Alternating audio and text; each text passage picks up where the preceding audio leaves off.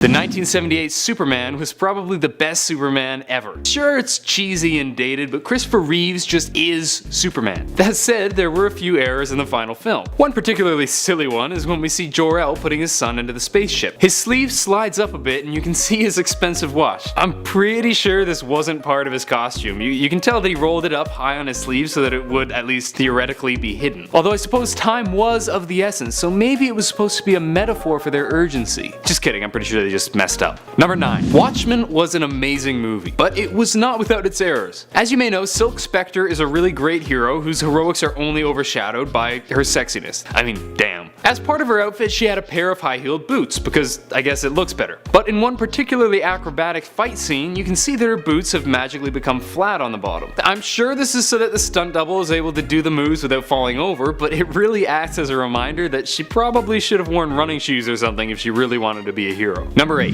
If you like the Suicide Squad comics, you'll know that Killer Croc is a huge hulking dude who's over 7 feet tall, and even taller in the Arkham video games. In the Suicide Squad film, however, they decided to make him roughly the same size as the other members. This is presumably because the actor playing Killer Croc, whose name I won't even try to pronounce, is just 6'2", which would be fine except his activity report states that he was over 7 feet tall. I get that it's easier to just have the character be shorter than to deal with all the size issues in editing, but if you're gonna make the character shorter, maybe you shouldn't actually say that he's over 7 feet. It's like if everyone called Hugh Jackman's Wolverine short even though he's over 6 feet tall. Number 7. In The Dark Knight, when Batman's beating on the Joker in the interrogation room, you actually catch a glimpse of a cameraman in the reflection of the mirror. These are the worst mistakes in my opinion. Little things don't bug me too much, but when I see the crew in the shot, it just totally takes me out of the action. Seriously, how hard is it to not use the clip with the cameraman in it? Number 6. Let's stick with Batman for this one. While there were some awesome fight scenes in Dark Knight Rises, there was one pretty hilarious moment in a scene where Batman and Catwoman are fighting a bunch of Bane's henchmen. As Batman is fighting several dudes at once, you see one guy walk up all ready to fight, he chills in a fighting stance for a bit, then suddenly goes flying back and lands on the ground as if he's been smacked. I'm not really sure what the heck happened here, nobody was anywhere near him. Maybe he misjudged the angle of the camera or something and thought it would look like he was hit, but it looks pretty awful. And hilarious.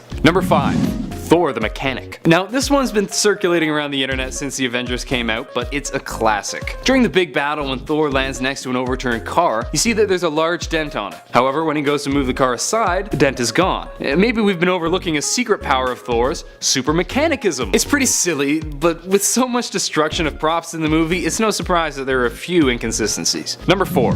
Here's one that you may have heard before, but it's too much of a classic to leave off the list. In Spider-Man, when Peter's just learning to use his webs, he accidentally smashes a lamp in his room. Now, first of all, I don't know why the f he decided to smash the lamp. After doing a pretty cool trick with a pop can, his next thought is, shoot the lamp. And then he goes, pull the lamp to me. And then he goes, crap, there's a lamp flying at me.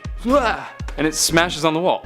So that's stupid. But this isn't a mistake I'm talking about, because later we see the same lamp that had just smashed back on the shelf, as if nothing had happened. Clearly this is due to the timing of the different shots, but it's definitely something they should have noticed before release. Number 3. If you've seen Guardians of the Galaxy, I'm sure you're familiar with Peter Quill's trusty dusty cassette tape. And if you haven't seen Guardians of the Galaxy, how? Go watch it. Stop watching this. Watch it. What, have you been living under a rock? Anyway, this tape is shown several times in the film, and along with the phenomenal soundtrack, it plays quite a significant part. But here's the thing. You can see in certain shots that the tape is a TDK cassette tape called CDing 2, which was released in 1993. What's the problem? In the movie, Quill was abducted in 1988, 5 years before CDing 2 was even a thing. This is just a straight up whoopsies moment for Marvel, and it's made even funnier because the tape is shown so often in the movie. Number 2. This one comes from the Thor films and has a massive spoiler from the Dark World, so if you haven't seen that yet, you should skip to the next point. You'll remember that at the end of the first Thor film, Thor had a heart-to-heart with his father Odin, saying he could never be as good a king as his father. At the end of the Dark World, this is brought back, with Odin asking Thor if he still believes that the father should rule and not the son, which sounds like a great callback to the earlier film, but here's the thing. It's revealed that Odin is actually Loki, who was floating through space at the time that Thor originally had the talk with Odin. So how the heck did he know what Thor had said? My guess is the writers made an oopsie. Number 1. Steel. You may not have heard of Steel, and if not, consider yourself lucky. If you're unfortunate enough to have watched it, you'll know what I'm talking about. Shaquille O'Neal plays Steel, the mediocre power armor wearing superhero. The biggest mistake found in the film is that if you watch really closely, you'll see that they released the steaming pile of feces rather than destroying all the copies of it and pretending it never happened. Definitely the biggest mistake on this list. Fun fact, the movie cost $16 million to make and grossed just $1.7 million at the box office. Yeah, that's about right. In at number 10, Punisher Warzone. While the 2004 Punisher movie may have been R-rated, Punisher Warzone takes the cake for a much darker superhero movie. Most people know Frank Castle to be a vigilante mass murderer, but Lexi Alexander's portrayal took that to the next level with this one. Some scenes are so violent and gruesome that I don't even think we're allowed to show you the video. Perhaps the darkest moment though was when the villain Jigsaw is thrown into a glass cutting machine that completely shreds his face. Yummy, yummy, yummy in my tummy, tummy, tummy.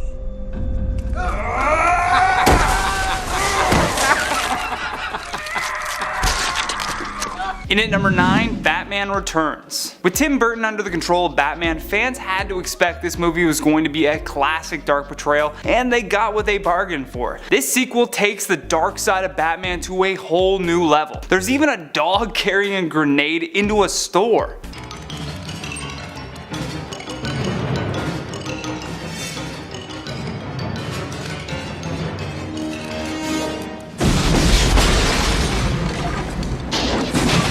If that's not dark and twisted enough for you, Tim Burton places this movie right in the middle of Christmas. Just add some violence and darkness to your holiday glee. Number 8, V for Vendetta. I love this movie, but man is it ever dark. The masked anti-hero known as V comes up with extreme acts of terror, kills government officials that have wronged him, and even kidnaps Natalie Portman. Not Natalie, come on. However, he did do it to free her from her own fears, but still, that's really dark. This film perfectly distorts the line between a hero and a terrorist, making us wonder if there really is a difference. In at number 7, Blade. Half mortal, half immortal, Blade is out to take revenge for his mother's death and rid the world of vampires, which sets the precedent for a very dark superhero movie, especially with scenes like the obese vampire being torched by a flashlight. Oh, it's nothing. It's routine research. Actually, it's a video game.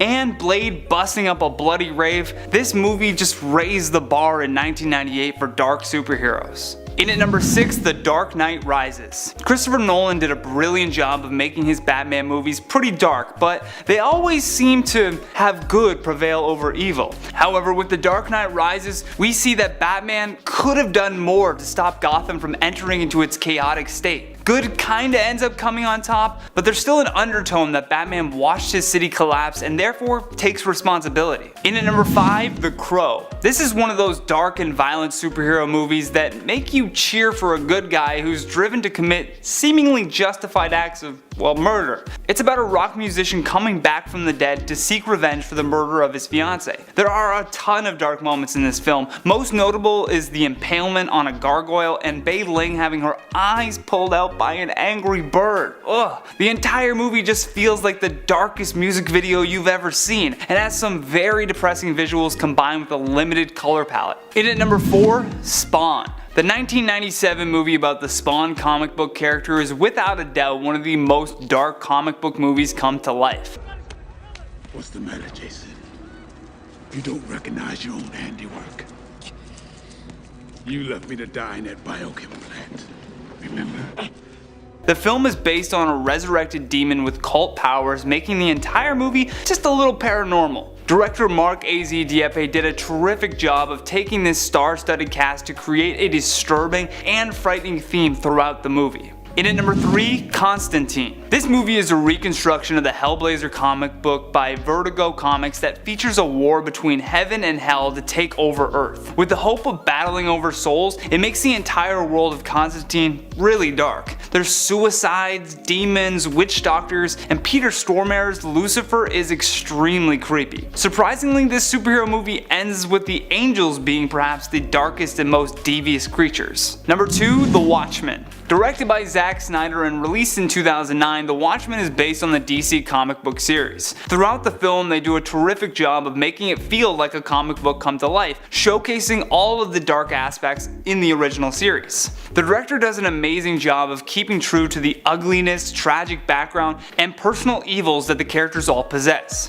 This is put on display when the masked vigilante Rorschach uses an axe to smash a criminal's head and then keeps going for some reason even when it's just turned to mush. Lastly, at our number 1 spot, Logan. This movie is by far the darkest of all the mainstream superhero movies. It begins with a daunting overtone that all of the heroes have died as a result of Charles Xavier's dementia, which even the government classifies as a weapon of mass destruction. This movie carries a very serious tone, with Logan filled with regret, trying to make things right with one last opportunity to do so. Possibly one of the darkest moments is when Charles remembers what happens in Westchester and tells Logan, "This is not the first time that I've hurt people. Until today, I didn't know. You didn't tell me, so we kept on running away from it. I think I finally understand." Bring us off in at number 10, Ant-Man and the Wasp. Avengers Infinity War was a hard act to follow. That's exactly the position that Ant-Man and the Wasp found itself in when it was released months after the MCU epic. But it did a pretty darn good job, being the lighthearted heist film that fans of the previous Ant-Man movie had adored. Introducing the Wasp now as a full-fledged superhero, and first main female protagonist in a Marvel movie, it was fun, punchy, and answered a lot of questions many MCU fans had about the quantum realm. Or rather, raised more questions. It's the quantum realm factor that really got a lot of people hyped for it, since after the depressing ending of Infinity War, many fans were hoping that they'd see a glimpse of hope for the future during Ant-Man and the Wasp. While it didn't really deliver on that front, it was still a very enjoyable movie, and its end credit scene has potentially set the stage for what many people believe will be the beginnings of a time travel plot that will aid our heroes in Avengers Endgame next year. Up next, number 9, Venom. Okay, hear me out. Venom is by far not one of the best superhero films, that's no secret, but there were really only 9 superhero films this year. Well, technically 9.5, but you'll see what we mean by that shortly. So, of course, Venom made our list, but it's not all that bad. For starters, the biggest win by far was Venom's aesthetic, which looked like it was pulled right off the panels from Todd McFarlane's work with the character over at Marvel. And according to Tom Hardy, much of the film was cut down. The critically acclaimed actor was initially quite proud of the movie and his performance, only to publicly state later that he was let down by how much was cut out of the final theatrical release. So here's hoping that we get to see a director's cut one day, fingers crossed. And at number 8, Teen Titans Go to the movies. While critics weren't huge fans of the Teen Titans Go cinematic adaptation, fans definitely were. It got real meta, although missed the mark with some of those jokes a few times. Regardless, fans of the Teen Titans Go series were not disappointed with seeing their beloved characters up on the big screen. Also, it made some bold moves with raunchy jokes that had parents quite baffled. But hey, major kudos to you, WB, for that one. And at number 7, Deadpool 2. The long-awaiting Deadpool sequel hit theaters this year, and while it didn't quite live up to the hype that its predecessor had, it was still an entertaining satirical goldmine of humor. Hell, Brad Pitt even made a cameo as an invisible superhero for all of a second. The introduction of Cable was also a big win, and we finally got to see the Cable-Deadpool bromance play out on the big screen. All in all, fans are hoping that the Deadpool franchise will remain intact now that Disney owns the rights to the characters. But if not, we'll always have this in the previous raunchy Ryan Reynolds Deadpool film to remember him by. And at number 6, Once Upon a Deadpool. This is a product of pure genius.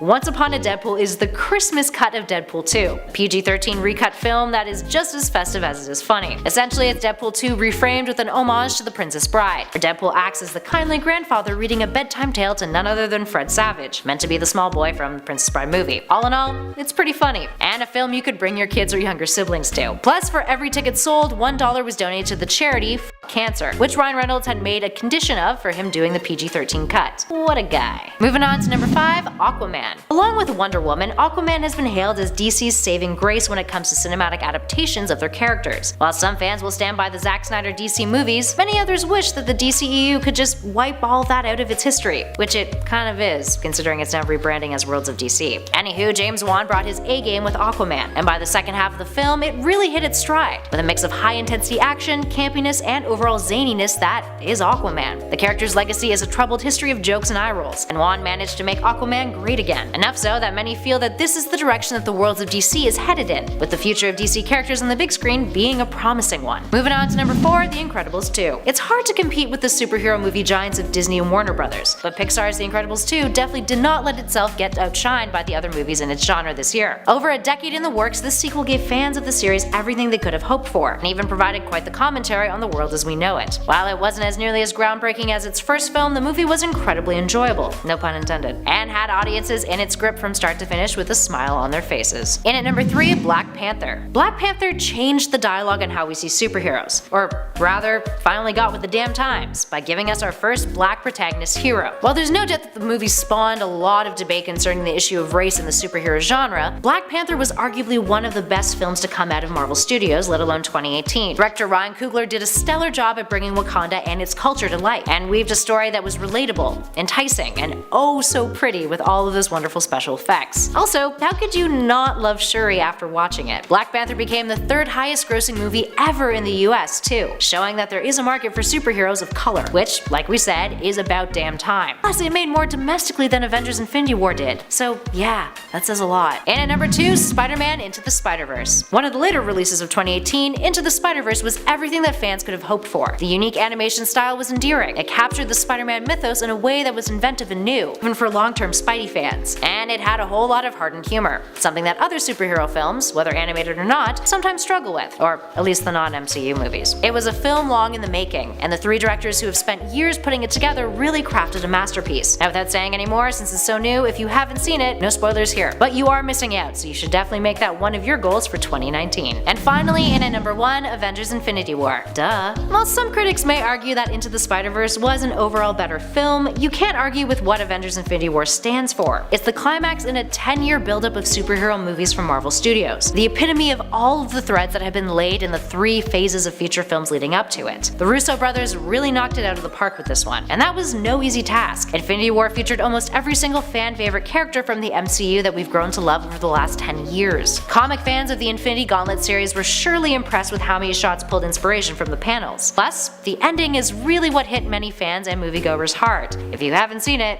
you should probably do that, because that Thanos snap is to die for, literally. It also changes everything in the MCU, which has made fans even more hyped about the future of the movies, if they could be any more hyped than they already were. Number 10. Superman Lives. Okay, Warner Brothers and DC recently announced that a new Superman is on the way. J.J. Abrams is on board as a producer, and Warner Brothers is centering the film around a black Superman, and Zack Snyder calls it bold and long overdue. Now, Warner Brothers actually once went an entirely different route back in 1997. This was back when they brought Tim Burton again to do another movie. They were supposed to do a Superman Lives film. When they brought Tim Burton back, this time to do Superman Lives. Now, Burton at this point had made Batman in the late 80s, so when Kevin Smith had this script ready to go, Nicolas Cage was on board to play the Man of Steel, which would have been, I mean, I don't know, would it have been good?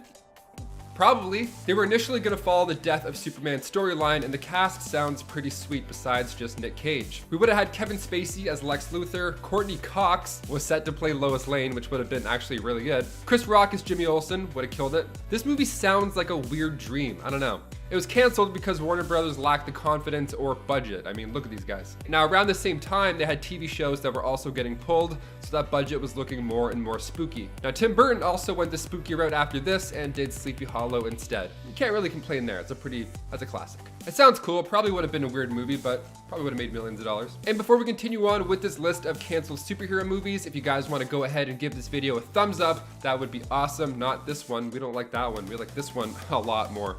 Definitely a lot more. Thank you so much for your support. Now let's get right back to the list. Number 9, Gambit. Channing Tatum was eyed to play Gambit way back in 2007. Now, originally, he was supposed to be an X-Men Origins Wolverine, and there was some other stuff coming with that as well, but I'll get into that later on. Now, this was supposed to come out in 2009, but nothing happened with the solo flick until like 2013. It was just on hold. Channing Tatum finally spoke out and said that he would crush the role of Gambit. He's from New Orleans, Gambit's his favorite character, and he wanted to do it for realsies. So January 2014, X-Men franchise producer Lauren Schuller Donner announced that she'd begun planning for a solo flick with Channing Tatum on board. Not a big movie, just about a thief in New Orleans. Just a nice, subtle origin story. She was waiting for the studio to be on board, but now come May 2014, Channing signed on officially, and his character would have been introduced in X-Men Apocalypse 2016. They got a writer, they got a director, they had everything ready to go, and then come 2015, Fox decided they wanted to be bigger since Hugh Jackman was leaving his role as Wolverine. So they needed this new popular dude now to be the center of the franchise. And the budget was higher now. Now we had a $150 million budget,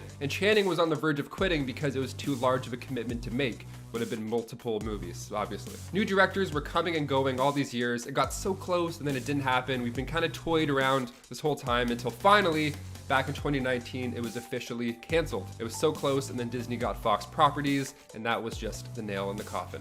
Number 8, Spider-Man 4. This one I would sell my soul for. I would see this movie, I would watch it every day if it came out. Sam Raimi's Spider-Man 4. Okay, look at this. Look at what we almost got. We almost got Vulture, we almost got Mysterio. I mean, sure, we got these things, but in a much different way, and way later also. When Spider-Man 3 was about to be released in 2007, you know, when we thought it was gonna be a better movie than it was, fair for me to say, Sam Raimi wasn't entirely thrilled about Spider-Man 3 at this point. He felt like it was too much for one movie, and he was actually planning on using the 4th movie to land the plane in a much better way. But even doing so, he still planned on bringing in Vulture, which was going to be played by John Malkovich. John Malkovich almost played the Vulture. Could you imagine how different that would be? Felicia Hardy was set to become Vulture-esque, and actually Anne Hathaway was once on board, and she probably would have killed that role as well. Now, the story was much harder to work out than he thought, so the film never really got off the ground in time. Now, with Sam directing the next Doctor Strange movie, I'm sure we're in for a huge treat in some way. Number 7, The Amazing Spider-Man 3. Speaking of Sony and people parting ways, we gotta mention this one.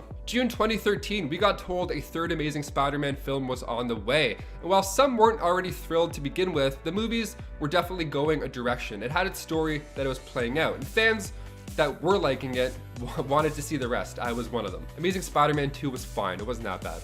The Rhino sucked. Everything else was...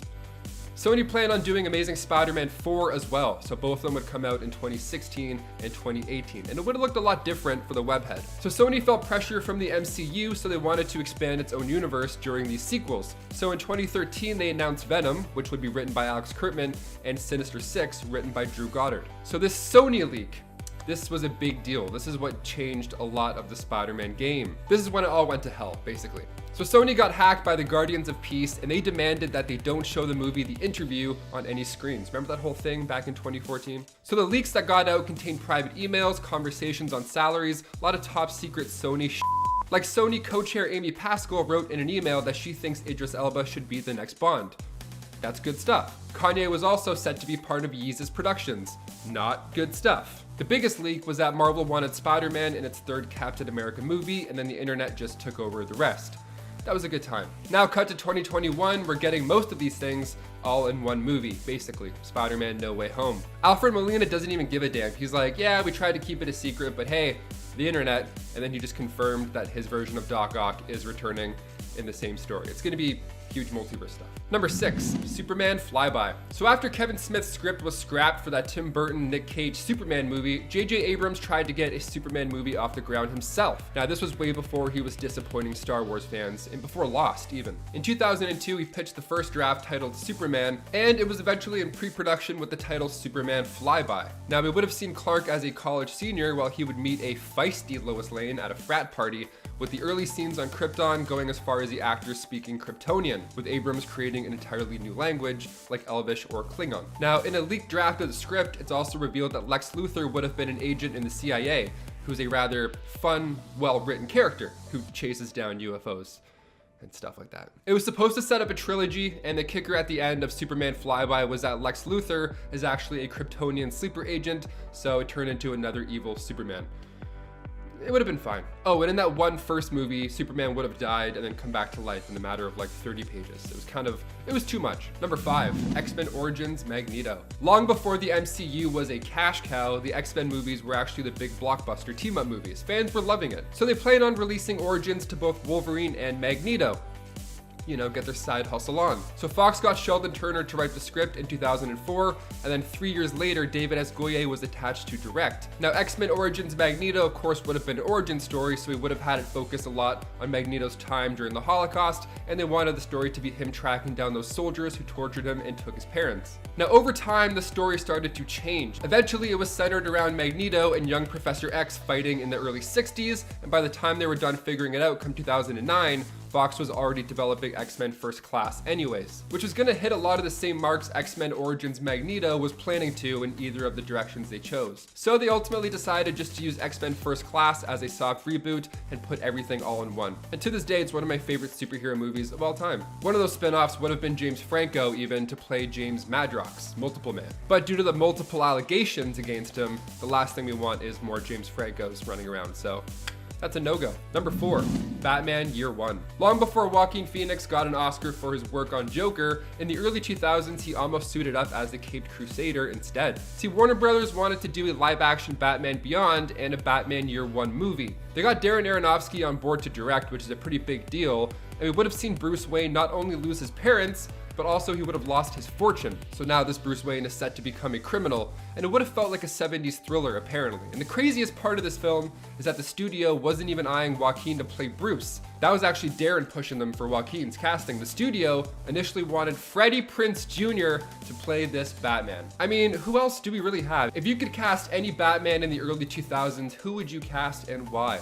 Let us know in the comments, we're curious. Number 3, Justice League Mortal. When it comes to Justice League movies, never say never. I mean, clearly Twitter works. Clearly. If only we bombarded Twitter back then in 2007, we could have seen Adam Brody as the Flash, but we didn't because Twitter was new and we didn't know how to work it yet. So Justice League Mortal was set to be loosely based off the Tower of Babel storyline from 2000, as well as Superman Sacrifice from 2006. George Miller was signed on to direct in September 2007, but the writer's strike made it difficult to get off the ground. That same writer's strike that was responsible for Transformers 2. What a disappointment that was, oh my god. And the other 4 movies afterwards. The studio wasn't quite happy with the script yet, and because of the strike, they couldn't really get it to where it wanted to be. They just looked at this awful script for years and they're like, anybody? Someone? So January 2008, it was officially put on hold, and George Miller originally wanted, Adam Brody as the Flash, but the rest of the cast was wild. He wanted DJ Cotrona as Superman, the rapper Common as Green Lantern, so sick, Megan Gale as Wonder Woman, Armie Hammer as Bruce Wayne, and Santiago Cabrera as Aquaman. And then Hugh Keys-Byrne also would have been in here as Martian Manhunter, with Teresa Palmer starring as Talia al Ghul. Jessica Biel actually turned down the role of Wonder Woman way back when this was kicking off. I can't tell if that's a good choice or a bad choice. The script anyways was leaked online in October 2013, so I don't think a release the Miller cut trend would work. Although we could try. Number 2, the Fantastic Four 2. This one's not that shocking, but I have to mention it, okay? This is why you don't announce sequels before the first movie is released. It's bad juju. James Cameron said there's 5 Avatar movies coming, and I'm gonna be 30 by the time the trailer for number 2 comes out. Like, don't announce things. We don't know what to do, we're just sitting here. So director Josh Trank felt like his movie was an original take on Marvel's First Family, and the first teaser looked kinda sick. I was pretty hooked. But like we've seen with Warner Brothers before, Fox was pushing for an entirely different vision. What does the director know anyways about their vision? Stupid. So the final product, Josh Trank didn't even like because the studio just curbed it so much. But even though it bombed, a sequel was still underway come September 2015. They were still talking about it. Now eventually Simon Kinberg was attached to the project, and Tommy Wiseau even spoke up about wanting to direct it at one point, which would have been so good, actually. It would have been so good. Could you imagine? All the Oscars. Here you go. The film was removed from Fox's lineup, and Toby Kebbell, who played Dr. Doom, said publicly that he is not planning on returning to do a sequel. I can't imagine why. So come 2019, nobody can figure this thing out yet, so the MCU will now bring Fantastic Four back to them into Phase 4, with John Watts directing this time around. I think it'll be a little bit better. And finally, number 1, speaking of James Cameron Spider-Man. Before he decided to spend his entire life on the Avatar movies, James Cameron wanted to give the web slinger a shot. He wanted to do it back in the mid-90s. There was a full script and a cast just ready to go. This was right after he made T2, okay? So he was popping. Everything was great at this point. He had Arnold Schwarzenegger on as Dr. Octopus, so naturally he wanted Edward Furlong as Spider-Man. No, this wouldn't have worked. I'm just gonna say this would not have worked. Drew Barrymore would have completed this 90s image as Gwen Stacy, and Katharine Hepburn was in talks to play Aunt May. Those two would have worked. The other two, no way. Lance Henriksen was also eyed to be the Green Goblin, and they were planning on following the night Gwen Stacy died storyline. Now the production company, Carloco, went bankrupt and Cameron wasn't quite as rich yet, so the movie was ultimately scrapped. His next passion project was about this ship that sank in 1912, I don't know. made a little bit of money, and maybe it bombed. I don't know, didn't watch it. Number 10, the Ghost Rider abs. I'm gonna level with you guys. I just don't like Nicolas Cage. I think he's a mediocre actor who plays pretty much the same part in everything and does a bunch of crappy roles because he's terrible with money. But I gotta admit, he got pretty jacked for Ghost Rider. Good on him. Now, apparently, however, the studio decided he wasn't quite chiseled enough and they CGI'd his abs to the point where they just look weird. Damn matriarchy, men aren't objects. Honestly, it looks awful. It looks like that kid in school who drew the abs on his belly who insisted they were real, but we know they weren't, Justin. Number 9, Doomsday in Batman vs Superman. Good old Batman vs Superman. The perfect movie. It could not be improved. Okay, Kelly will kill me if I keep saying stuff like that. The movie was pretty lame. One thing that really bugged me was how they did Doomsday. In this case, I'm totally on board with using CGI to make him. It just opens up so many options. But you know what option shouldn't have been chosen? The let's make him a combination of a cave troll and a frickin' Ninja Turtle option. But they did it anyway, and it looks so dumb, especially considering how badass he could have been. Number 8, the pair in Attack of the Clones. I know, Star Wars may not be best described as a superhero movie, but they have powers and they're heroes, so it counts in my books. Plus, this is just way too terrible. In one scene, Anakin levitates a pear over to Padme. The pear looks bad, it goes onto the fork weirdly, and apparently Natalie Portman has never taken a bite of anything ever, because even her bite was unconvincing. Yikes. Number 7, the Cyclops in Percy Jackson's Sea of Monsters. Here's another one that might not count as a superhero movie to some people, but I like to expand these topics whenever possible, and this was a really cool one. They had made this really cool and realistic animatronic centaur face that I swear can look directly into my soul. Then they went, nah, computers are too nifty, and just CGI'd it instead. Honestly, the CGI does look pretty good, but not as good as the physical version that they'd already made. The physical version just looks so tangible, it's great. Number 6, the Flash Lightning in Justice League. I'm not gonna lie, the lightning surrounding Flash when he uses the Speed Force looks awesome. It's really well done. My issue is with the color. Normally Barry has yellow lightning, which is considered the normal color. But in the movie, the lightning is blue, which would mean that he had managed to achieve faster speeds. But isn't he pretty new to his speed in Justice League? Would he really have enough experience to get all the way up to blue speed? It seems like this was just a creative decision that crapped on the canon lore of the Flash, which is dumb. Number 5, the Hulk from 2003. The early 2000s were an uncertain time in terms of CGI. There was some good stuff out there, with Lord of the Rings killing it on that front, but there was also some pretty lousy stuff. Guess which one this was? And the recent Avengers movies have done a great job of getting the Hulk CGI right, but there was some trial and error early on. And holy moly, the Eric Bana Hulk looks anything but incredible. Maybe that's why they just called it Hulk, they didn't want to overstate it. In this case, they probably would have been better off just using good prosthetics than lousy CGI. And don't even get me started on the dogs. Number 4, the monster dogs from Hulk. Well, now you've done it, you got me started. If you've seen the Hulk from 2003, you'll remember his fight with the monster dogs. And if you have eyeballs, you'll remember that the dogs just looked so dumb, especially the one on the far right. But not only did they look weird, they just stuck out like crazy in the movie. I know they happened in the comics, but it didn't really fit with the rest of the film. Plus, I'm pretty sure they made it nighttime just so you can't see the disappointments that are the monster dogs. Number 3,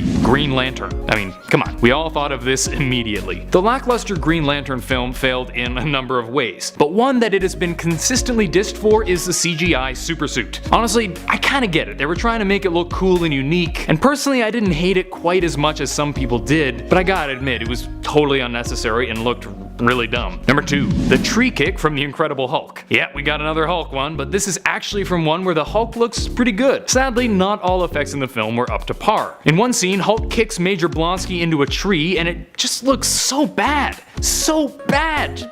Look! No, it's not enough. Look again. It's even worse a second time, right? Honestly, you'd probably get a better effect if you shoved a crash test dummy into a cannon and just fired it at a tree. Number 1, the Super Stash. Ooh boy. If you watched Justice League, you may have noticed that Superman's upper lip looked a bit weird in certain scenes. Turns out Henry Cavill was shooting Mission Impossible 6 at the time when he needed to do some reshoots for Justice League, and Paramount, who was in charge of MI6, just would not let him shave it. So the poor VFX artists working for Warner Brothers had to quickly cover up the stash with CGI. In this case, the CGI was dumb because it would have been totally unnecessary if Paramount wasn't so damn petty. In the number 10 spot, we have Darkman. This 1990 film is based on a short story Sam Raimi wrote to pay respect to Universal horror films of 1930. series. It is a tale of Dr. Peyton Westlake, a scientist who is developing synthetic skin for medical purposes. I mean, really, what other purpose would there be to make synthetic skin? The doctor is attacked by a gang who dip him in acid and explode his lab. Peyton survives, but the recovery process involves cutting his nerves and dealing with his hideous burns. Oh, and seeking revenge, of course. You can tell by the premise the film has some creepy and, shall I say, dark undertones. Coming in at number 9 is Daredevil. The 2003 movie Daredevil focused on Matt Murdock, a lawyer who was blinded by acid as a child and had his senses enhanced because of it. After his father is murdered, he sets off to fight for justice, dubbing himself Daredevil. The film is credited for its dramatic depth and is said to resemble a Greek tragedy, which is not everyone's cup of tea, too brooding for some people. It was also extremely violent and banned in Malaysia because of its disturbing scenes, but sometimes the darkness and violence are perfect for a chill Friday night in. Next at number 8 we got Spawn. While it may not be the best rated creepy superhero movie, 1997 Spawn was over-violent and ventured down a very dark path, not something superhero movies tended to do back then. The story follows Al Simmons, who is murdered and sent to hell, where he agrees to serve in the army of Armageddon for a chance to return to his life. The original film was so violent and disturbing that it was slapped with an R rating and had to be cut down to get the PG-13 rating. But for the remake that has been announced in July of this year, creator Todd McFarlane promises to learn from his mistakes and keep the movie in all its horror glory. In the number 7 spot is Blade. 1998 brought us this film, which featured a vampire hunter named Blade, who is the result of his mother getting attacked by a vampire while giving birth. If you were looking for ghoulish vampires with a superhero twist and none of that sparkly stuff, this is your film. The movie was credited for its unique costuming and sets, as well as its awesome shadowing and camera angle work, and we are in the works for a 2018 reboot, which is said to be much closer to the source comic material, as well as even darker and more violent. Coming in at number 6 we have Hellboy. This 2004 dark fantasy was centered around an infant demon whose name is Hellboy. He was conjured by Nazis in the 1940s, but ends up serving the good of humanity. The film was described as eerie and distinct, with a closeness to the source material that is oftentimes lacking in superhero films. It also has some humor worked in, always a good thing when throwing in all the spooky stuff. Next up at number 5 is Spider-Man 3. Stick with me here, kids. Peter Parker's suit is infected by the Venom symbiote and brings out the darker side of our friendly neighborhood Spider-Man, but that doesn't exactly scream scary movie. In fact, the 2007 movie itself wasn't scary. What was scary is what they did with it.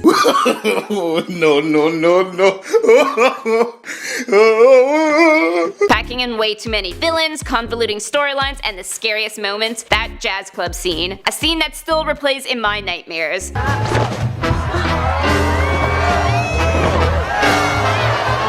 Hey. What's wrong with you? You. A scarily far cry from the first 2 Spider-Man films. Up next at number 4 is The Dark Knight. 2008 was a great year for Batman, as it was the year The Dark Knight was released, one of the most memorable superhero movies I've seen. And the film featured none other than the Joker, a character worthy of any horror movie. But while the movie was dark and haunted, what made it even scarier to watch are the rumors that still float around about Heath Ledger. Did the role of the Joker drive him to insanity? While it may not be true, it's still eerie to watch the movie and think about the power of the role and how he mastered it. In the number 3 spot we have Chronicle. This 2012 movie follows the lives of 3 high school kids who discover a substance that grants them telekinetic powers. The movie starts off lightheartedly enough with the boys testing out these cool new abilities, but quickly moves to dark and twisted places when they realize exactly how far they can go with these powers. The movie is found footage style, which gives it a creepier feel, and if you're squeamish about nosebleeds, consider yourself warned. Coming in at number 2 is Swamp Thing. I know I have previously said that this 1982 movie was no good and that we needed a reboot, but it has grown into a cult classic and it is truly a scary superhero movie worthy of mention. The story goes Alec Holland was working in his lab when the lab was attacked, during which Alec is covered in hazardous material and leaps into a swamp to escape, becoming Swamp Thing. It's a classic old school horror story. It's campy, it's creepy, what more can we ask of a monster movie? And finally in the number 1 spot we've got The Crow. The top of our list is 1994's The Crow, an emotionally dark and vivid movie centered on musician Eric Draven, who is resurrected from death to avenge the pre-wedding murder of him and his fiancée. The film is widely praised for bringing to life a melancholic, gothic, and moody world with a compelling storyline. Another part of the creepy undertones is the fact that Crow actor Brandon Lee was accidentally shot dead on set. The ending of the movie hadn't even been filmed yet, and the whole project was almost put to a stop. And at number 10, The Suicide Squad. 2 words. James Gunn. I think for the most part we can all agree that the first Suicide Squad movie was not good. Sure, it had its ups like Margot Robbie Robbie's portrayal of Harley Quinn, but it also had a lot of downs, and it was canned by critics worldwide. Most of us groaned when the news of a Suicide Squad sequel broke.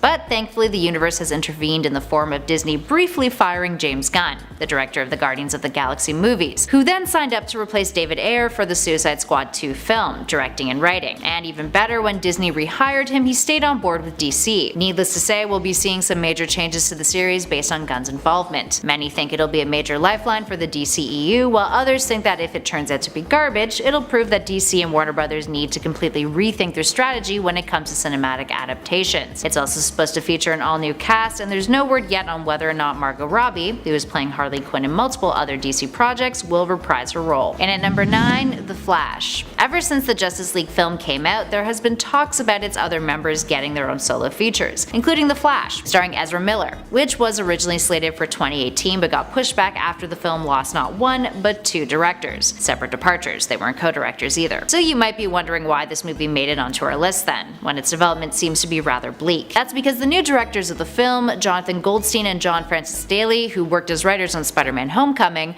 are taking the helm, breathing some new life into the future. Ezra Miller has also made his own efforts to reassure fans that the film is coming and will be great, saying, I quote, "Nothing is ever certain in this world, but as certain as things get, we're making a crazy dope Flash movie."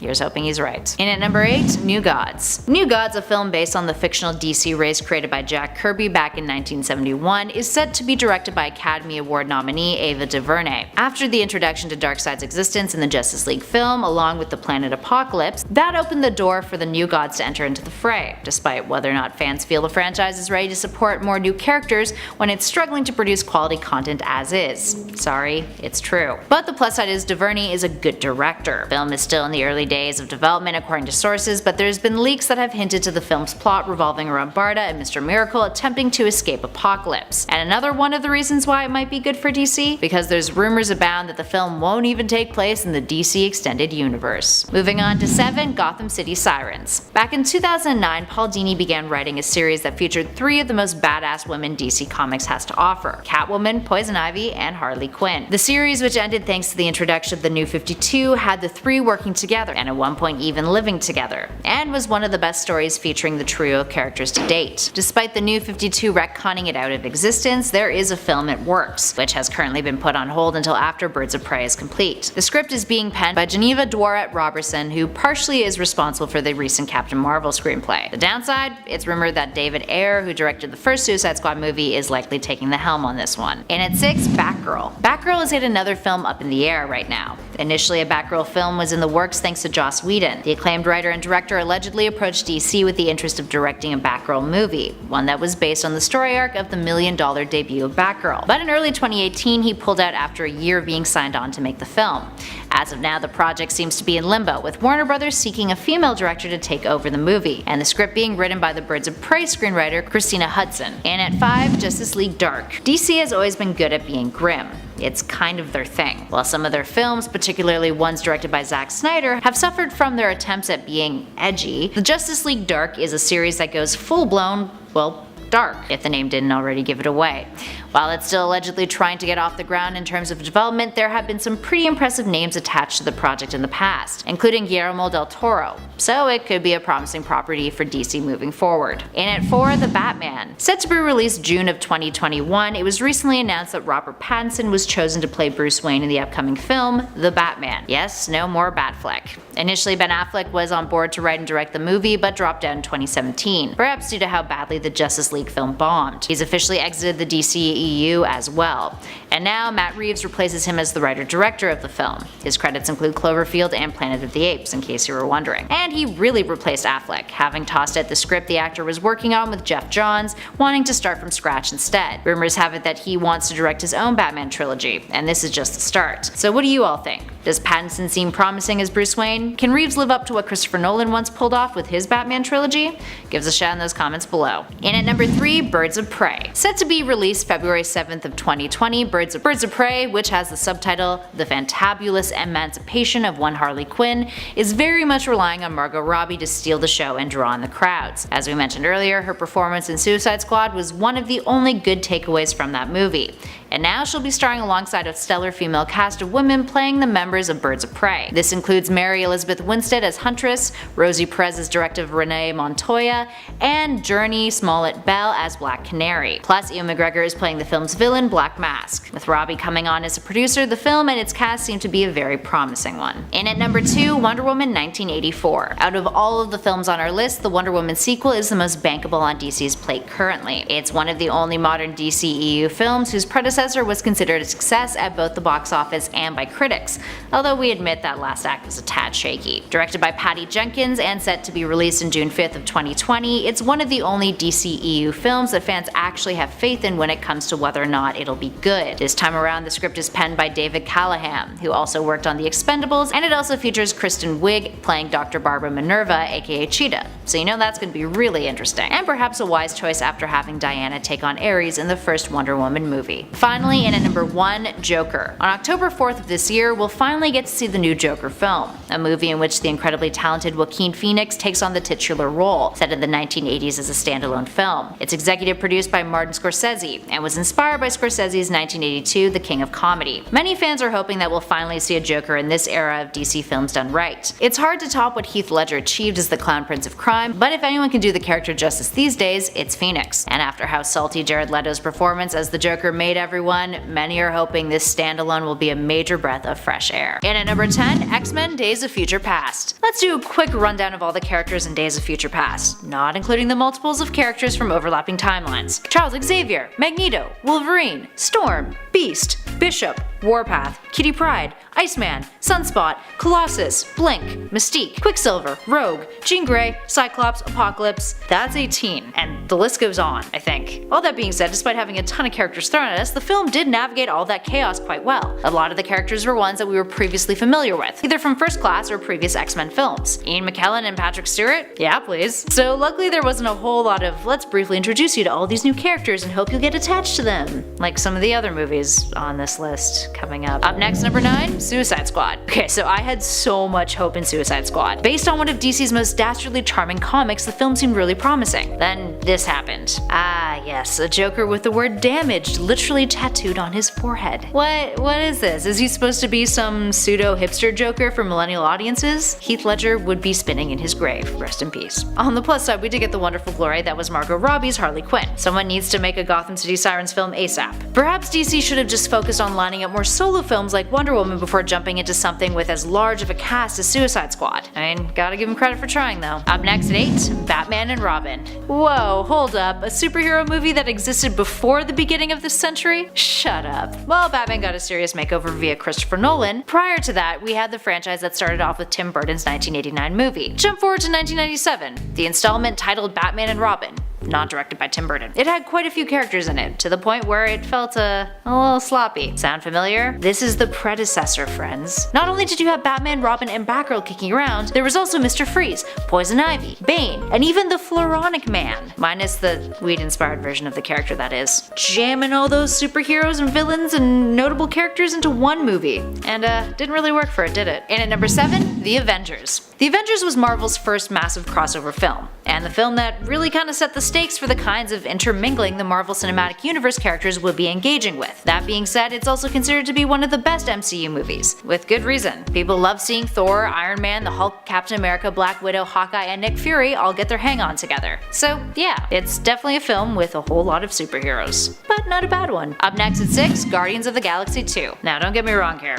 I really love the first Guardians of the Galaxy. The second, while still fun, specifically for that opening sequence, All Hail Baby Groot, just didn't have the charm of the original. It had its moments, but it just wasn't the same. And a lot of that had to do with the inclusion of new characters. The whole ego plotline, which was supposed to give us more insight on Star-Lord, just didn't satisfy. And it felt as if its weight hindered the opportunity for other character development in the film to happen, from characters new and old. Similar to other Marvel stories, Guardians is already chock full of characters. Ones that are easy to love, but ones that still need the benefit of good writing and proper screen time attention. Just saying. Coming up next at number 5, Batman vs Superman: Dawn of Justice, aka a cinematic cinematic masterpiece. Following in the footsteps of its biggest competitor, Marvel, DC has finally laid out the groundwork for a commercially successful cinematic crossover between its finest heroes. And this steaming pile of hot garbage is what really initiated it. Yay for setting the bar low? Aside from the title characters, who do we have in this shit show? Wonder Woman, Aquaman, Cyborg, The Flash, Lois Lane, Lex Luthor, Martha Kent, Perry White, Alfred, Jimmy Olsen, and of course, in perhaps the film's most cinematically, astoundingly memorable moment, General Zod. Even Bruce's dead parents make an appearance. And fun depressing fact, Zack Snyder wanted to have both the Joker and the Riddler appear in the film, but they were cut from the final script. Nothing is sacred, friends. Nothing. And at number 4, Justice League. A weak plot that's got nothing on the comics? Check. Witty jokes circa Joss Whedon that were all crammed into the trailer in hopes that people would find DC characters on the silver screen more charming? Check. Partially rendered VFX? Actually. And a Steppenwolf that looks like a cat turd that went through a black hole? Yeah, check. The Justice League in itself is jam-packed of spectacular characters. In the comics, that is. And it seems as if the DCEU has yet to really get a grasp on how to tell their stories without it being a hideous rearing VFX orgy of bad plot points and even worse dialogue. And at 3, Captain America Civil War, aka the film that sets up a bunch of characters in order to allow for a bunch of spin-off movies and make Marvel and Disney a ton of cash. Yeah, that seems about right. And yeah, I mean, it was a good movie, don't get me wrong there. Now, on the plus side, several of those spin-offs have managed to have a lot of merit. Spider-Man Homecoming and Black Panther made for some pretty solid additions to the MCU, and were well written and well directed stories. To be fair, Marvel for the most part has been able to get a grip on quality control when it comes to their massive blockbusters.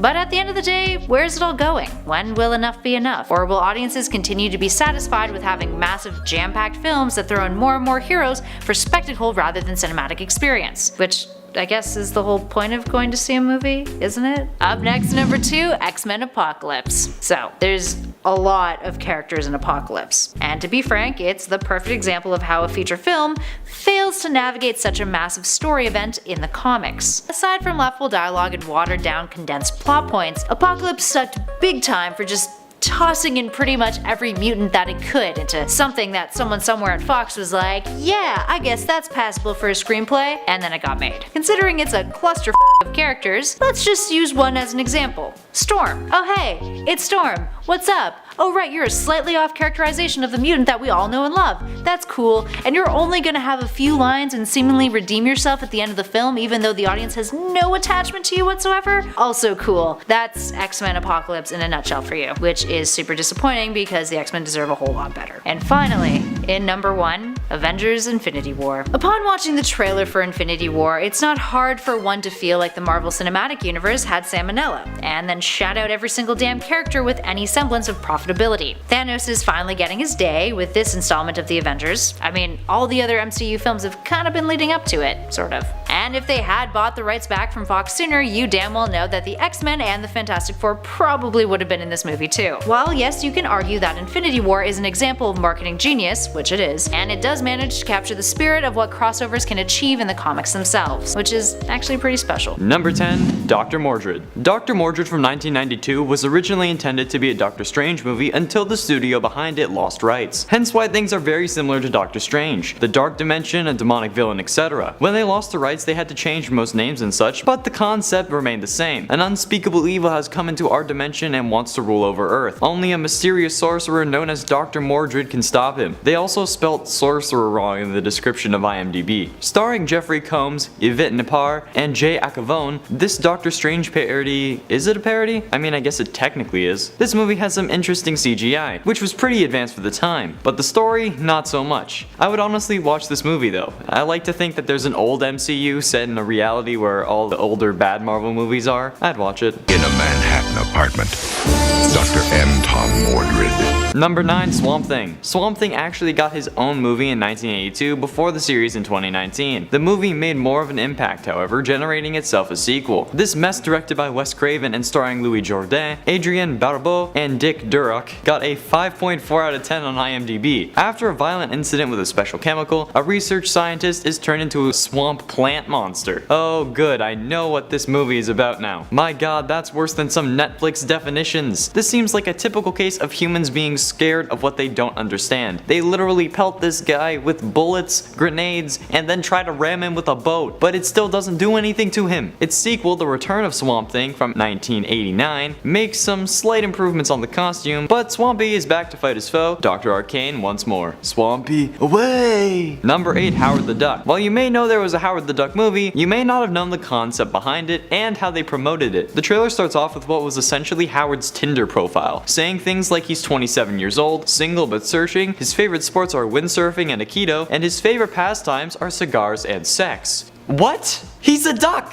Sure, I mean he's from a planet full of smart ducks, but he's literally, to us, just a duck. What the duck? With Chip Zien as Howard the Duck and Leah Thompson as a struggling female rock singer who fancies him, they set out to stop a scientist who accidentally put an evil spirit inside him when he tried to send Howard home. Yeah, this has 4.7 out of 10 on IMDb, and honestly I'm surprised they got that high. Maybe because Leah Thompson wanting to have a relationship with a duck is funny as hell. Oh, and the principal from Ferris Bueller's Day Off, Jeffrey Jones, is in the movie too. He's the scientist. Just to add, this movie came out the same year as Ferris Bueller, and the year after the first Back to the Future movie. Why would you guys go from those to this? I have no words, other than the 207 I said before this. Number 7, Nick Fury, Agent of S.H.I.E.L.D. Marvel's hard-boiled hero is brought to TV. He is brought back to fight the menace of Hydra after exiling himself in the Yukon since the end of the Cold War. The children of the former Hydra head, Baron von Stucker, have taken charge of the terrorist organization under the lead of his vicious daughter Viper. Hydra has seized a deadly virus and threatens the destruction of America. With David Hasselhoff as Nick Fury, this would be the movie to launch the old MCU into gear. Nick Fury was brought out of retirement to save America, bro. Hydra is back and is gonna destroy America in this one, bro. Honestly, sounds like a decent movie. When Nick Fury made his debut in the MCU, David Hasselhoff said that his Nick Fury was better. Stan Lee put me in that. He gave me the best line ever. Guys like you tend to cling to the bowl no matter how many times you flush. Stan Lee came on set and told me all about Nick. He said you're the ultimate Fury. He gave me the greatest compliment ever. Well, David, considering how I didn't know about this movie until today, that makes me think that Samuel L. Jackson's is a better and proper Nick Fury. And in all honesty, he was born to play the role. Which Fury do you prefer? Debate it in the comments.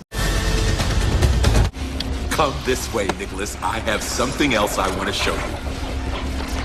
Number 6, Spawn. With Spawn said to be having another release sometime soon, I bet you didn't know about the original. I will actually bet you right now. If I'm right, you have to subscribe. If I'm wrong, you get to subscribe. Deal? Deal. Well, this 1997 film got a 5.3 out of 10 on IMDb, and the description of the movie is literally just Spawn's origin story. With a discount Thanos as the villain, there's no telling what this Hell Soldier can do. This movie has actually got some good VFX and uses a lot of CGI, so it was pretty advanced for its time. And honestly, with my love of VFX, I don't hate the CG on this. This film was directed by Mark A.Z. Dippe and stars Michael J. White, John Leguizamo, and Martin Sheen. The only real downside to this movie is the discount Thanos villain. Like honestly, his face paint looks a lot like a weird Thanos helmet, and he wears it for longer than Thanos does, cause it's face paint. Or I mean, maybe it's his skin, I don't know. And the world has a new hero.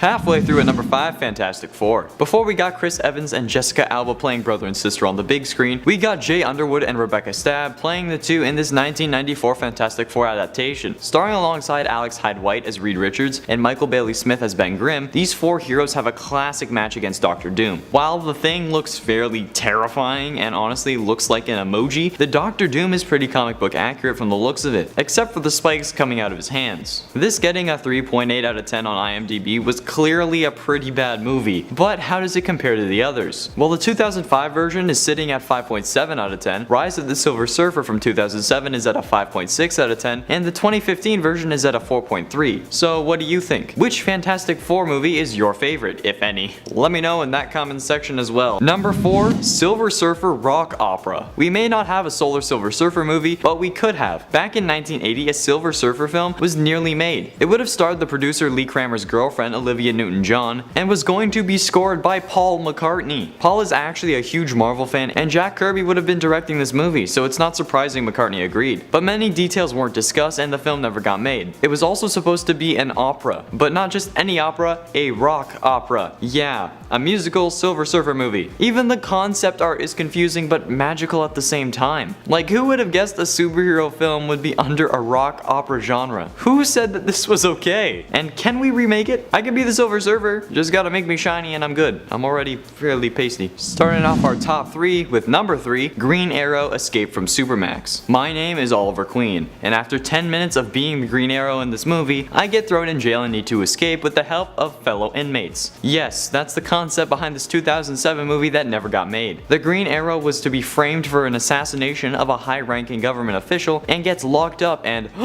shaved. He later has to escape with the help of villains he himself had to put away, and of course, he gets attacked multiple times in prison. Think the first 7 episodes of Arrow Season 7, but within a 1 hour and 40 minute period. It actually makes me wonder if the writers of Arrow got their execution of Oliver going to prison from this unfinished movie. The director said his favorite part of the production was designing the prison, since he majored in architecture in college. So maybe they just used some of his concepts for Slapside? Either way, if you want to watch this movie in your head, the script is available on Google Docs and stuff. Just look up the script. I am. Number 2, The Toxic Avenger. The Toxic Avenger is probably the most sultry movie on this list, and this includes Howard the Duck. And no, he's not an actual Avenger. Melvin is a 90-pound weakling that everyone hated. They teased him, taunted him, and laughed at him until he had a horrible accident and fell into a vat of nuclear waste by jumping out of a window and basically diving into an oil barrel full of nuclear waste. After this, he didn't get super good looking and everyone wanted a piece. No, he got horribly disfigured and became an actual monster with superhuman size and strength. The first hero to be created by nuclear waste, they claim. Muggers and criminals don't know the law, and the Toxic Avenger was the order in this 1984 film. The most realistic part of the movie is that he gets disfigured after the nuclear waste, but the least realistic part is that he gets the ladies easier after the accident. That scene is just horrific. Number 1, Meteor Man. A high school teacher from a troubled inner city Washington DC neighborhood becomes a superpowered hero and takes on a gang that has been terrorizing his streets. He also ends up trying to form peace between the Bloods and the Crips. This 1993 movie explains his powers by a green meteor that crashed into Earth, hence the name and the green theme he has going on. All the flying he does, from what I've seen, is a still image pulled across the screen, like in this scene. He's come to save the world. One neighborhood. Like, what is that? I mean, I get it's 1993, but come on. Even Back to the Future had better effects, and that was in 1985. Honestly, to get the full effect of this movie, you'll need to watch it for yourself. It shouldn't be too hard to find, maybe? Number 10, Cyborg. So Cyborg has definitely moved up in terms of team affiliation in the last few decades, moving from Teen Titans founding member to one of the Justice League core, a status that was also granted to him in the DCEU, where the character made his debut in the 2017 film. There is a lot riding on this, a lot of potential sequels and spin-offs that either came to naught or are trapped in development hell, like Ezra Miller's Flash film. Another film that was slated to come out was Cyborg, and actually recently at the time of this recording, some leaked images from the Snyder Cut of Justice League have been released, featuring Cyborg. Snyder is really pushing to get that cut released. And fans are bummed because the Cyborg movie at the time of this recording has been shelved, and Ray Fisher is no longer set to reprise the role. So if you loved this version of Cyborg, or at least wanted to see more, then alas, this is no longer on the horizon. The Justice League movie actually collapsed the DCEU, which is now the worlds of DC, even though everyone just calls it the DCEU still, because why not? But is it? I don't know what it is. I don't know anymore. It's very confusing. Moving on to number 9, Zatanna. In 2005, writer Hadley Davis announced that she had written a live-action comedy treatment for Zatanna, one of DC's magical superheroes. Davis, who is most well known for writing the brilliant Michelle Trachtenberg figure skating film Ice Princess, never confirmed whether there was studio interest, and the concept of a Zatanna film essentially slipped into oblivion after that. Now it's safe to assume that any efforts on that project were altogether abandoned. On the plus side though, there is still hope for Zatanna fans. Rumor has it that the character will likely appear in the Justice League Dark film that's allegedly in the works for the DCEU, or Worlds of DC, or whatever it is called, which would likely have her rubbing shoulders with the likes of Constantine and Deadman, so That's pretty promising. At number 8, Lobo, the main man himself. He was set to have a big live-action debut directed by Guy Ritchie. This was supposed to happen in 2009 after Warner Brothers saw the success of Iron Man and sensed that a new age of superhero films may be on the horizon. So they were interested in Guy Ritchie. There's not much about this and it kind of vanished, but it's not even the only time this adaptation has been pitched.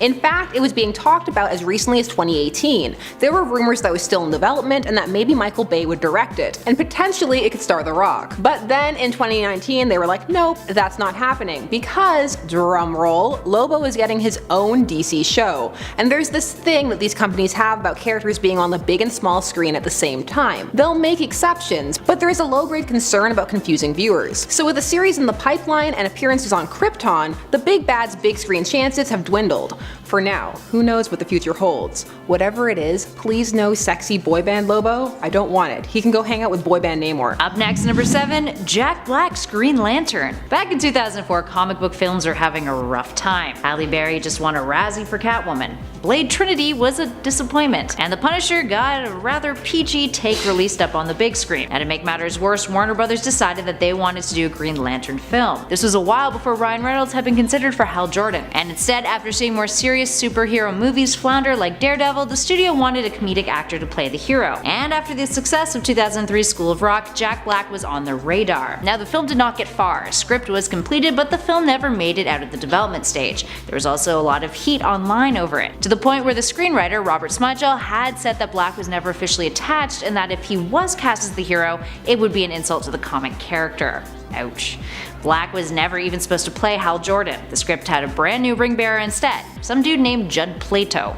So, there you have it. In at number 6, Batman vs Superman, but good. Okay, that's really harsh. Now you may be saying, Sasha, are you okay? We already got a Batman v Superman movie. I know it wasn't great, but did you block it entirely from your mind? No, we're talking about a different one without Jolly Ranchers and sweet tea. This film was also supposed to be happening in the early 2000s, 2002 to be exact. Its working title was Asylum, and it was meant to be a way to reignite both franchises, as Superman was coming off of Superman 4 and Batman was coming off of the Schumacher era. They knew that there was potential in these properties, but how best to bring it out? This was being pitched along with several other projects, some that are coming up or have already been mentioned on this list, all at the same time, just throwing ideas at the wall to see what would stick. This one was in the phantom casting mode, starring Jude Law and Colin Farrell as Batman and Superman. This was not set to be really connected to any of the previous films, so if it had happened, it may have suffered from BVS syndrome of having to do a lot in a short span of time.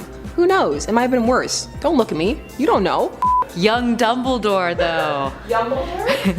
Up next at 5, the Green Arrow prison film. Affectionately referred to as Green Arrow Escape from Supermax, this cinematic dud was once a venture pushed by David S. Goyer, the man who had co-written Christopher Nolan's Dark Knight trilogy and the Blade trilogy. He also worked with Zack Snyder on Man of Steel, but we'll let that one slide. Anywho, he once spearheaded an attempt to get a Green Arrow film going, one whose plot revolved around Oliver Queen becoming incarcerated for a crime that he did not commit, having been framed for an assassination of a high-ranking government official. Locked up with the villains that he had helped put away, he ends up forming partnerships with members of his rogues gallery in a scheme to escape the max security facility. The co-writer of the script even told MTV that he used his previous architecture education to design the prison itself, and that it was a character. Villains who would have made an appearance included Edward Nygma and Lex Luthor, and Goyer even promised a Joker Easter egg. All seemed as if it were on track for the film to get made, but then 2008 happened. The MCU released its first installment with Iron Man. Goyer ended up working on other projects, including Nolan's Batman films, until the website Den of Geek asked Goyer about the project in 2015, and he said it was ahead of its time. Oh, I kinda wanna see a Supermax movie though, pretty dope. Like Suicide Squad, but better. Number 4, Batman Year One. Oh, Batman Year One, written by Frank Miller and released throughout 1987. This was a glimpse into Batman's early start as a crime fighter, and set up some lasting dynamics, including a new origin for Catwoman that took years for her to escape. This is considered one of the pinnacle story arcs for Batman, and was already adapted into an animated film. And for a time, Darren Aronofsky, known for his character pieces like The Fighter and psychological thrillers such as Black Swan, wanted to make this into a live-action reality. This was another one that was taking place after the end of the Schumacher Batman era, an era of bat nipples and ice. This one got to the scripting phase, with Miller and Aronofsky working on the screenplay together, but the pitch was ultimately rejected because it was rated R, and Warner Brothers wanted to maintain their young viewer base, so an R-rated film was out. The duo blame a lot of this on the need for toy sales. Over the years, concept images for the Batmobile and costume have leaked. Ultimately, we know that Nolan would take over the Batman franchise, and Batman Begins is a very Year One-esque, but with a lot of the grit and, well, prostitutes removed. Still, this is a window into what might have been, and in the multiverse somewhere, probably was. Up next, number 3, Tim Burton's Catwoman. Tim Burton's Batman films hold a special place in many DC fans' hearts. They were the first massive cinematic adaptation of the Caped Crusader and proved to the world how profitable comic book films could be. Turns out Burton had another Batman film in the works though, a spin-off that would never come to fruition, a Catwoman film with Michelle Pfeiffer reprising her role. Pfeiffer had purposely been left out of Batman Forever because of it. Penned by Daniel Waters, the screenwriter behind Batman Returns, a development deal had been signed with Warner Brothers in 1994, with Burton attached to direct. Now, according to Waters, the plot of the film revolved around Catwoman having amnesia thanks to the events of Batman Returns, with her going to the DC equivalent of Las Vegas where she encounters other superheroes, and the film would play with making fun of the whole male superhero mythos. But after the success of Batman Forever, which was the highest grossing feature of 1995, Warner Brothers decided not to go down the dark route that the Catwoman script explored, and the film fell into limbo permanently. Instead, in 2004, we got a Catwoman film starring Halle Berry, and, well, you know how that one turned out.